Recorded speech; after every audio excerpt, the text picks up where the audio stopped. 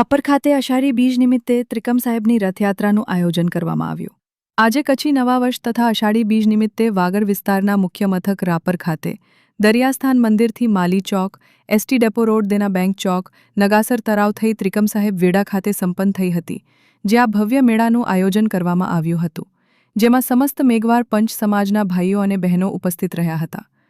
સમગ્ર આયોજન દરમિયાન સંતવાણીનું આયોજન કરવામાં આવ્યું છે, જેમાં મહાપ્રસાદના દાતા શ્રી મતી જમનાબેન વશરામભાઈ પાલાભાઈ રાઠોડ પરિવાર રહ્યો હતો.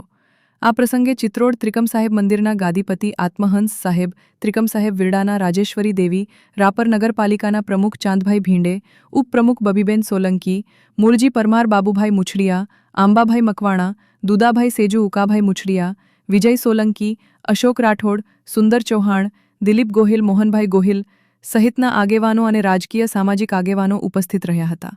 સમગ્ર રથયાત્રા દરમિયાન Rapar PI JB Bubaliya, PSI PL Phaneja, HV Katariya, R Amaliyar, HM Chavda, Vikram Desai, Mukeshsinh Rathod, Mahesh Patel, Jasiben Ahir, Urvashi Solanki, Varsha Koli, Naresh Thakor, Tejabhai Rabari, Ranjanben Muliyana, Pravin Chaudhary, Kiran Barot, Babubhai Karotra વિગેરે જોડાયા હતા.